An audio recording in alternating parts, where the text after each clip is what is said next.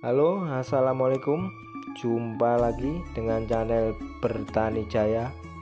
Bismillahirrahmanirrahim. Kami berharap keadaan kita semua selalu dalam keadaan sehat walafiat, tak kurang suatu apa, dan juga keadaan kambing-kambing kita selalu dalam keadaan sehat,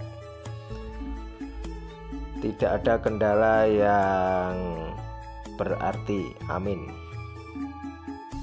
Pada video kali ini kami akan berbagi pengalaman atau berbagi informasi yang mudah-mudahan bisa bermanfaat bagi kita semua. Seperti biasanya, rutinitas sehari-hari saya sedang memberi makan sore pada kambing saya.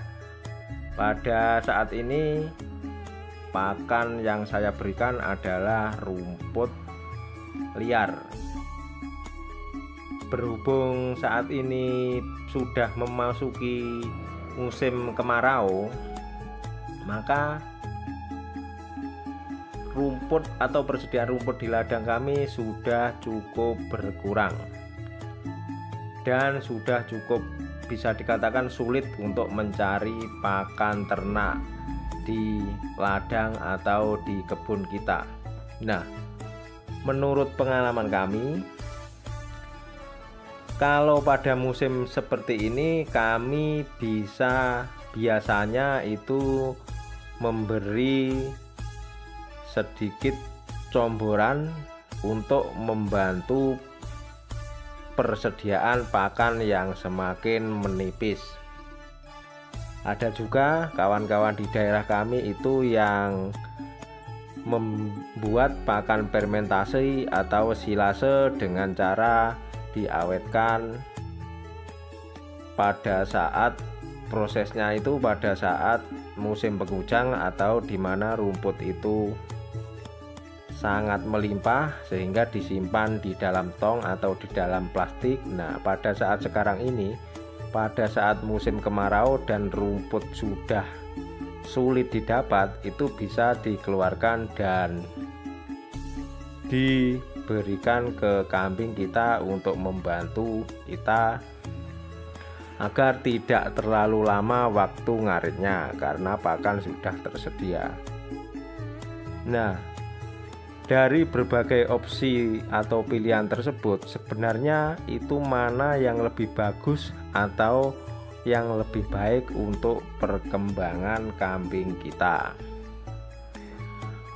Kalau menurut kami itu pada dasarnya itu baik itu pakan fermentasi atau pakan silase atau pakan jadi yang berbentuk konsentrat kering atau full hijauan, itu adalah sama baiknya bagi pertumbuhan kambing kita.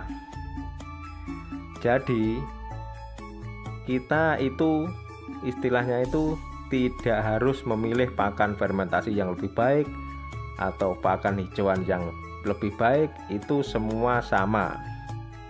Lalu bagaimana kita memberi pakan pada ternak kita kalau kita ingin memelihara kambing, khususnya untuk para pemula? Sedikit informasi, kita harus pandai-pandai memilih pakan, baik itu pakan fermentasi, full hijauan atau konsentrat. Kita harus memilih mana yang sesuai dengan keadaan lingkungan sekitar kita. Misalnya kita berada di kawasan tepian hutan atau di kawasan pedesaan yang persediaan rambanya itu selalu banyak sepanjang tahun, baik itu di musim kemarau atau musim penghujan, itu selalu tersedia. Nah, kalau sepanjang tahun persediaan pakan hijauan kita tersedia, kita tidak perlu membuat proses fermentasi atau membeli pakan kering berbentuk konsentrat. Kita manfaatkan saja potensi yang ada di sekitar daerah kita. Begitu kira-kira.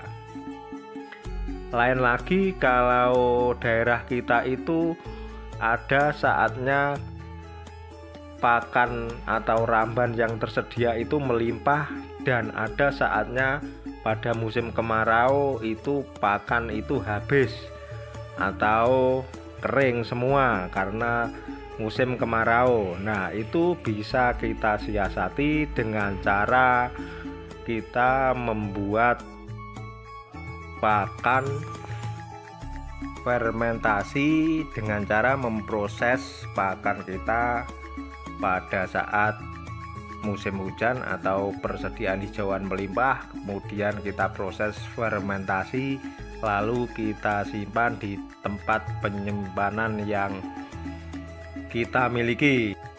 Kemudian misalkan kita itu berada di daerah pemukiman yang agak padat penduduk, itu secara otomatis persediaan pakan sepanjang tahun itu tidak tersedia di lingkungan kita. Bagaimana caranya? Ini menurut pengalaman kawan saya yang kebetulan ada di wilayah padat penduduk. Itu kawan saya memberi makan kambingnya dengan cara memakai pakan kering.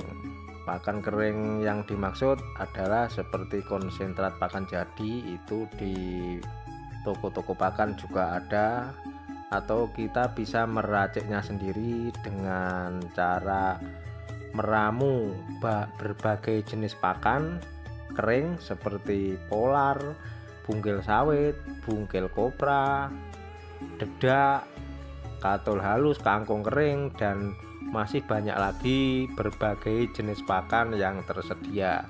Dan kita juga harus pandai-pandai melihat fluktuasi harga yang terjadi pada bahan-bahan pakan tersebut, dan kita usahakan memilih bahan-bahan pakan yang cenderung lebih murah di pasaran agar kita bisa menekan ongkos dari pembuatan pakan tersebut. Jadi intinya kita harus melihat situasi dan kondisi lingkungan kita untuk menyiasati kebutuhan pakan kita yang terkadang itu melimpah dan terkadang juga berkurang karena berbagai faktor cuaca dan lain sebagainya. Oke, kiranya sekian dulu video dari kami, informasi dari kami. Semoga bisa menambah wawasan bagi kita semua, bagi para peternak pemula yang memulai usahanya di bidang memelihara kambing ini. Semoga bermanfaat. Tetap semangat, salam ngarit, dan jangan lupa subscribe serta aktifkan tombol lonceng notifikasinya agar bisa terus mengikuti video-video terbaru dari kami.